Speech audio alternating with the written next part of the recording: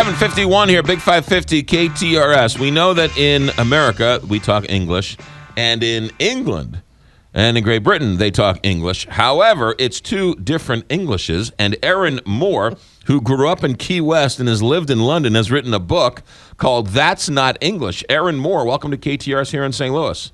Thanks a lot, McGraw and Kelly. I love this idea for a book. How did you come up first with the idea?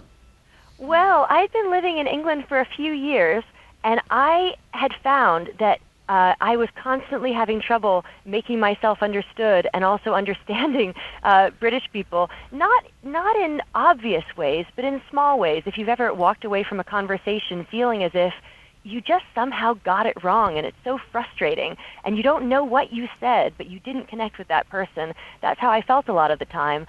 Americans have really different mannerisms and really different ways of expressing ourselves from British people. So I started exploring that, trying to figure it out for myself.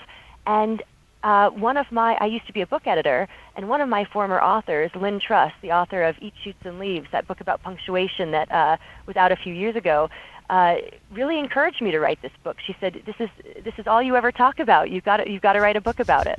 The book is called That's Not English. Erin Moore, our guest, and one of your examples is that when you first moved to England, you thought 60% of your office was gay. Oh yes, this was kind of funny. So when I moved to London, I had been working at Penguin in America, and I went to work from the Penguin office in London.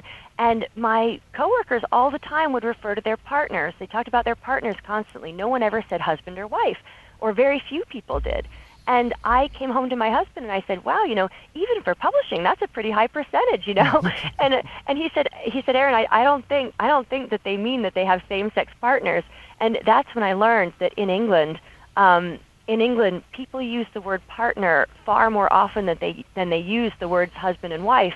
Partly, it's an inclusivity thing because it's considered, before marriage was legal there for gay people, it was considered more inclusive for even straight people to say partner instead of husband and wife.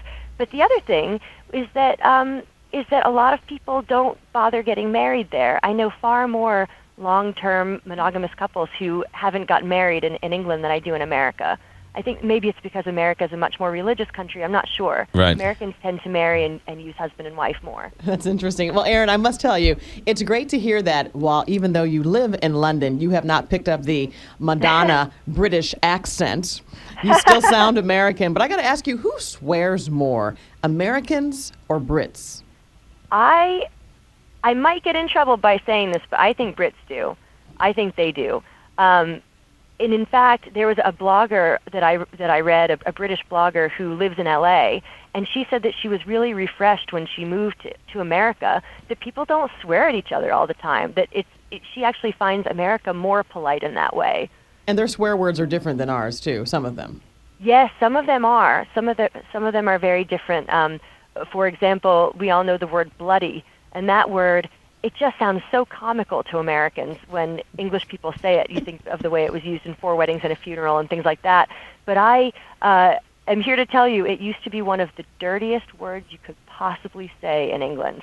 It's now lost its teeth, like all good swears. It got overused, and now you can say it on TV and everything. But it used to be one of the dirtiest words you could use. What about the word booger? Isn't booger one of those big words too? Oh, actually the word is bugger. Bugger, okay. And that word, Hugh Grant got such a laugh. Again, in 4 Weddings and a Funeral, going, bugger, bugger, bugger, on his way right. to the wedding that he's late for. And that word is used a lot. That is actually a much dirtier word than it sounds like. And it's really a versatile one as well.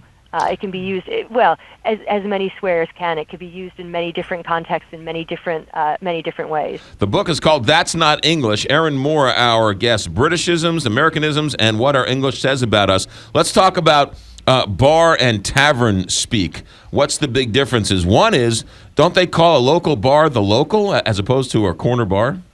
Yes. Most places where you would live have a pub, and people refer to it as their local. And one of the problems they've been having in Britain in the past few years is that a lot of these pubs are not surviving. They're closing, and people really lament the loss of their local. And this is something that in America, I mean, we would love to have the pub culture that they have there. I think that we have more in the way of sort of chain restaurants and bars, whereas pubs are kind of an extension of people's living rooms. They're places where in the daytime, not at night, you can even take your kids. And it's very family atmosphere. At night it changes, but it's a really welcoming, lovely part of that culture. Yeah. How long have you lived there?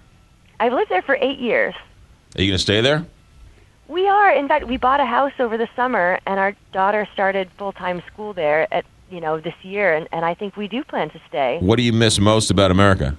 I'll tell you what I miss the most about America. This is no question. It's not a food or like a way of speaking or anything. It's an attitude that Americans have that I just love, which is that Americans persist in thinking that we can be or do or have absolutely anything regardless of where we came from. We are such a can-do culture, and we have so much enthusiasm for for making a go of whatever we're doing.